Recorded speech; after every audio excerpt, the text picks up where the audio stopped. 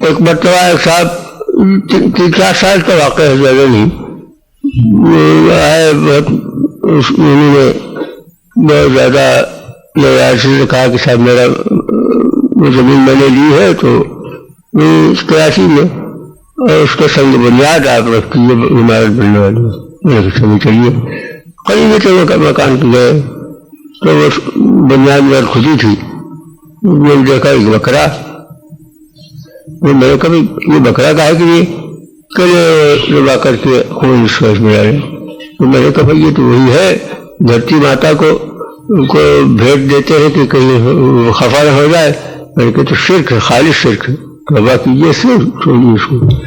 خیر سمجھ میں آ گئی بات ان کو، دیکھیے یہ ایک معاملہ ہے، بہت سے ہیں، اور ابھی میں لکھ رہا ہوں تحریک چل رہی وہاں پر باطنیت کی، ایک صاحب ہے خواجہ شمس الدین عظیمی، انہوں نے ان کے پیر صاحب ہے قلندر بابا اولیاء کہ انسان کا علم بھی محیط ہے، انہوں بھی کوئی صحیح محیط اللہ تعالیٰ جل شان ہے، اس کا عکس پا انسان پر وہی محیط ہے، معاذ اللہ ثم معاذ اللہ، شرک صریح بالکل۔ اور اسی قسم کے کفریات سب کچھ اس میں موجود ہے کتاب میں، اس کا نام رکھا ہے لوح قلم، اور اس میں شروع میں لکھا ہے کہ رسول اللہ صلی اللہ علیہ وسلم نے بطریق ویسیہ مجھ سے فرمایا ہے کہ اس کتاب کو شائع کرو۔ یہ طریق ویسیہ کیا ہے؟ ابھی ایک واقعہ ہوا، ایک صاحب آئے میرے پاس، ایک دوسرے صاحب میرے پاس جائے کہ دیکھیے صاحب یہ کچھ پریشانی ہے، کچھ ہے، ان کا وہ ایک پیر مرشد ہے، وہ سید بھی ہے، پیر بھی ہے، اتفاق سید بھی تھے، تو کہتے کہ اگر ان کے خلاف مرضی کوئی بات ہوتی ہے تو نقصان پہنچ جاتا ہے مجھ کو، اور کوئی ایسی بات کرتے ہیں بیمار ہو جاتے ہیں ہم لوگ، گھر بیمار ہو جاتا ہے، اور وہ کہتے ہیں کہ رسول اللہ صلی اللہ علیہ وسلم روزانہ تشریف لا کر کے مجھے ہدایتیں کر دیتے ہیں۔ تو میں نے کہا آپ کس چکر میں پڑے ہیں؟ پورے مرشد کی میں کیا سرخاب کے پر لگے ہیں کہ رسول اللہ صلی اللہ علیہ وسلم میرے پاس کیوں تشریف لاتے؟ میں بھی تو حضور کی امت میں ہوں، اور آپ سے کیوں نہیں کہتے؟ آپ بھی تو حضور کی امت میں یہ کیا وجہ کیوں نہیں پایا تھا؟ میں نے کہا کذاب جھوٹے کے پیچھے آپ میں ہیں، جو نبی کریم صلی اللہ علیہ وسلم افطرا کر رہا ہے، یہ افطرا کر رہا ہے، اور آپ اس کو خیر وہ کچھ ڈائریکٹ بھی ان کو میں نے کہا دیکھ لیجیے، میں یہ کہہ رہا ہوں بیٹھا ہوا، دیکھو کیا کر لیتا میرا، کچھ نہیں کر سکے گا۔ خیر وہ یہ جب کیا جائے ان کی ہمت ہوئی، میں نے کہا کہ اچھا وہ لڑکا ان کا تھا کر لیں، اس کو آپ بیعت کر لیجیے۔ میں نے کہا بیعت ہے تو جانے دیجیے، بات کو دیکھی جائے گی، جیسے میں کہوں ویسے کیجیے، نکلے آ کر کے اول تو 1 ہفتے تک تو میرے پاس روزانہ آیا کرو۔ اور کیا بتایا مرشد صاحب نے نماز کو تو نہیں کہا تھا، وہ نماز نہیں پڑھتا، وہ وظیفے بتائے تھے، میں نے کہا سب چھوڑو وظیفے، نماز پڑھا کرو پابندی سے، اس کے کہہ رہا کیا تلاوت کیا کرو تھوڑی سی، اور اپنے اسکول کو جو پڑھو اس میں محنت سے پڑھو، یہ کوئی بیماری نہیں ہے کہ آدمی جاہل رہ جائے اور اپنے کام سے رہ جائے، یہ کوئی بیماری نہیں بھی کرو۔ خیر وہ حضرت شروع کیا ٹھیک ہوا، پھر ایک روز رائے صاحب کے صاحب مرشد صاحب آئے تھے، میں کیا ہوا اور سب بیمار ہو گئے۔ میں نے کہا کس خط میں پڑے ہیں آپ، بیمار ہو گئے، ٹھنڈی ہوا چلی تھی ایک اس میں زکام ہو گیا ہوگا، پھر لے کیا ایسے ہی ہے ایسے ہی۔ اس کے بعد گئے وہ اپنے گھر میں جائے، کہا وہ کرے، اس کے بعد آئے کرے وہ جیسے ہی آپ کی بات کہی وہ سب اچھے ہو گئے۔ وہ خیر کہتے یہ بھی وہی جہالت والی بات کہ بھائی میں نے بتایا تھا جو شہلا پی لو کھانا کھا کے، ہاں میں نے کہا یہ بھی غلطی ہے، میں نے بات کہنے سے کچھ نہیں ہوا، میں نے کہا تھا جو شہلا پی لیجیے کچھ ہوا ہوگا، کچھ نہیں، اس کا کوئی اثر نہیں ہوا۔ خیر یہ حالات ہے، اس طریقے کی جہالت ہے۔ پھر میں نے اسے کہا کہ بھائی مرشد سے پیچھا چھوڑائیے، پیچھا چھوڑانے والے بد اخلاقی نہ کیجیے، جب وہ آئیں تو چائے بھی پلا دیجیے ان کو، مگر جائیے کہ معذرت کر دیجیے کہ مجھے کچھ کام ہے سمجھ نہیں آ سکتا، ذرا سے بے احترامی بیٹھیے گا تو اپنے آپ آنا چھوڑ دیں گے، تدبیر کی انہوں نے آنا چھوڑ دیا بغیر وہ اس قسم کے اعتقادات اور بکثرت ہے. میں کیا بتاؤں کیسے کیسے اعتقادات پھیلے ہوئے ہیں، تفصیل کروں تو رات ہو جائے گی. میں نے کچھ اس میں نور حیات میں لکھا، کچھ عربی میں لکھی ہے تنویر اس میں شائع ہوئی. تو حضرت یہ جب تک کہ فاسد عقائد سے جو نکالے جائے جس میں سے، اس وقت تک کمال ایمان نہیں حاصل ہو سکتا.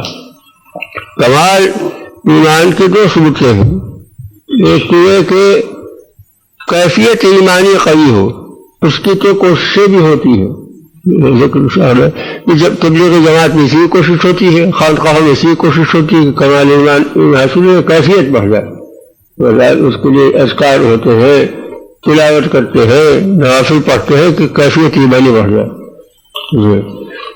لیکن دوسرا کمال جو ہے وہ اس سے زیادہ اہم ہے. اللہ تعالیٰ نے ارشاد فرمایا اعوذ باللہ من الشیطان الرجیم بسم اللہ الرحمن الرحیم وما امروا الا لیعبدوا اللہ مخلصین لہ الدین حنفاء ویقیموا الصلاۃ ویؤتوا الزکاۃ ذلک دین القیمہ. ان کو حکم دیا گیا کہا کہ خالص کریں دین کو، عقیدے کو اللہ کے واسطے، اور نماز قائم کرے، زکوٰۃ ادا کرے، اور یہی ہے صحیح دین، حقیقی دین یہی ہے، ذالک دین القیمہ. تو ایمان میں خلوص ہونا یعنی اخلاص ایمان کے عقیدہ خالص ہو، اس کے خلاف کوئی عقیدہ ذہنی موجود نہ ہو، یہ ضروری بات ہے. حنفاء کہا گیا ہر طرف سے منہ موڑ کر کے. لیکن انسان کے ذہن میں خاصیت یہ ہے کہ متضاد متناقض چیزوں کو جگہ دے دیتا ہے.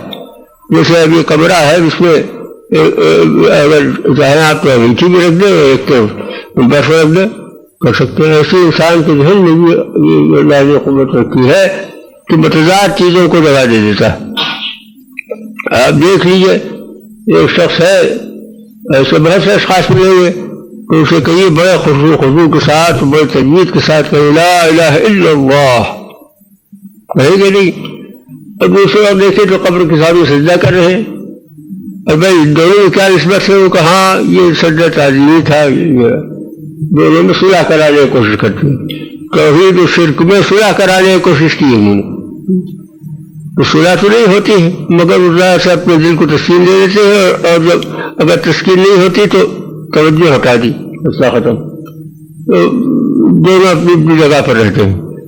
تو یہ متناقض چیزیں بھی جمع ہو جاتی ہیں ہم میں، اور ہونا یہ چاہیے کہ ایمان ہو، یقین ہو، عقیدہ ہو، تو اس کے لوازم اور جو اس کے تقاضے ہیں وہ سب ذہن میں موجود ہو، اس کے تقاضے کے خلاف کوئی چیز نہ ہو جائے. یہ ہے ضروری کہ ہم اس میں اصلاح عقائد کی کوشش کریں. اور مجھے اس بات کا پورا یقین ہے کہ اگر ایک جماعت معتدہ جو عادتاً باطل کے مقابلے کے لیے یا کسی مقابلے کے لیے عادتاً ضروری ہوتی ہے، کافی ہوتی ہے، وہ تیار ہو جائے، اس میں صحیح عقیدہ ہو جائے اور کمال ایمان حاصل کر لے اخلاص کے ساتھ، اور پھر اس کے بعد تقویٰ بھی اس میں ہو، تو ساری دنیا کی قوتیں مل کر کے بھی اس کا مقابلہ نہ کر سکیں گی، اور وہ یقیناً غالب آ کے رہے گی. اس میں انشاءاللہ کہنے کی ضرورت نہیں، میں سمجھتا ہوں انشاءاللہ کہنا صحیح نہیں، اس وقت ہوگا، اس لیے کہ مشیت الہی ہوئی، اللہ کا وعدہ ولا تہنوا ولا تحزنوا وانتم الاعلون ان کنتم مؤمنین. اگر پہاڑ بھی ہوں گے سامنے آ جائیں گے تو ٹھوکریں سے اڑا کے رکھ دیں گے. اللہ کی نصرت ہوگی، اللہ کی نصرت جب ہو تو کوئی مقابلہ نہیں کر سکتا، حالات ایسی ہو جائیں گے. تو بھائی میں یہ حضرات سے پہلی بات جو کہنا ہے، اور ہم بات کہ ادھر توجہ کریں، اپنے دل کو پہلے ٹٹولے.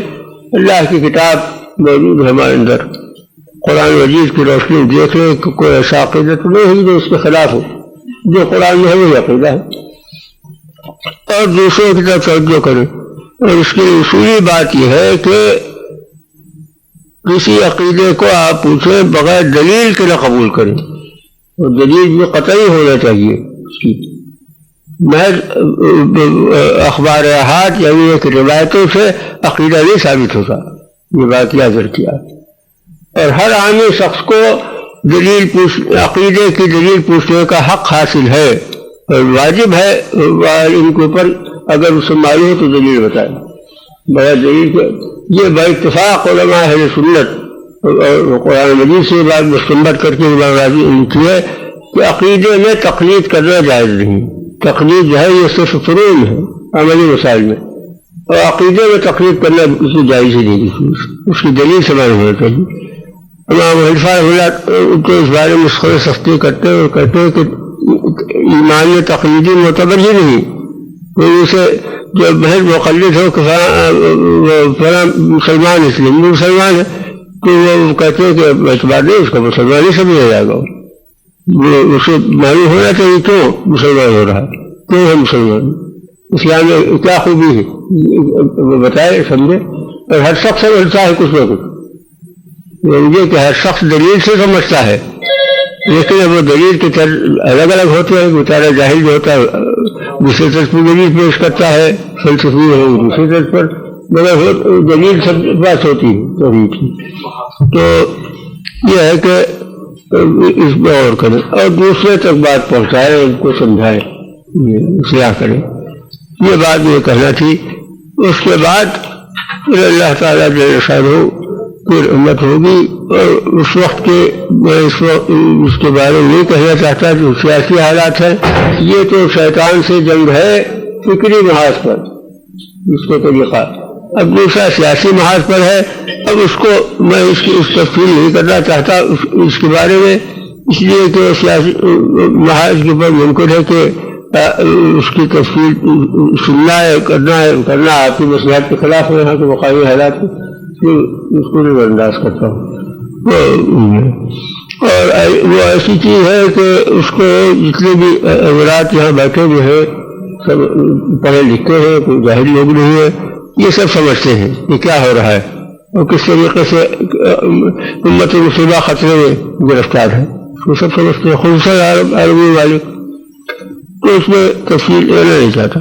تو اگر یہ کام اور یہ وہ مسئلہ بھی اسی سے حل ہوگا.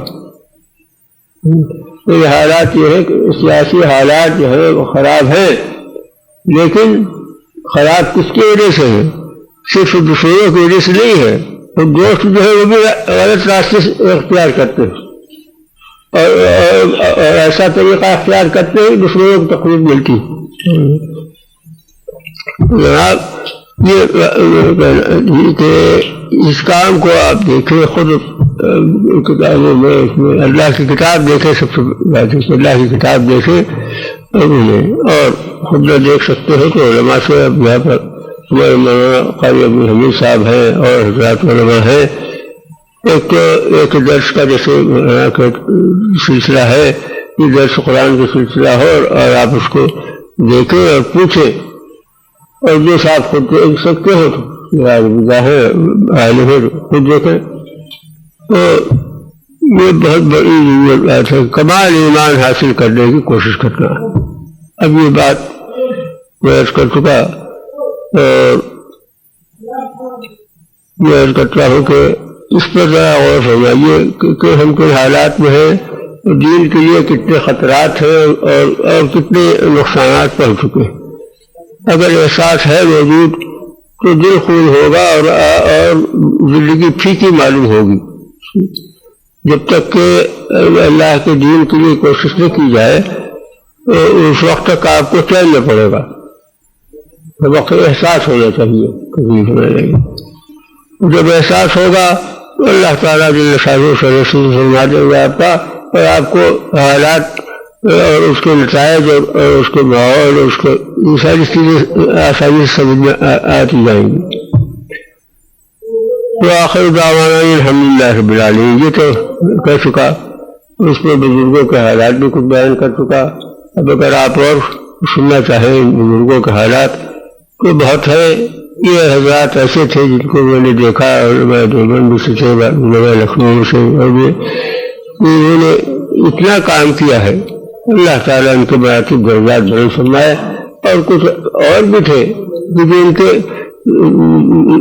پیچھے چھپ گئے، یعنی ان کے سامنے ہے جیسے آفتاب کے سامنے ستارے چھپ جاتے ہیں، اس طرح چھپ گئے، باقی کام کیا انہوں نے بہت کام کیا۔ اللہ کے دین سے محبت تھی ان کو، اللہ کی محبت ان کے دل میں تھی، اللہ کے دین سے محبت تھی، اللہ کا خوف تھا، بہت کام کیا، اور آخر تک وہ کام کرتے رہے ان کے لیے۔ اور جیسا کہ حضرت مولانا ثانوی نے فرمایا کہ اگر دین کا کام نہ ہو تو زندگی سے کیا فائدہ، اسی قائل تھے۔ یہ بات ایک وجدانی تھی ان کے اندر، یہ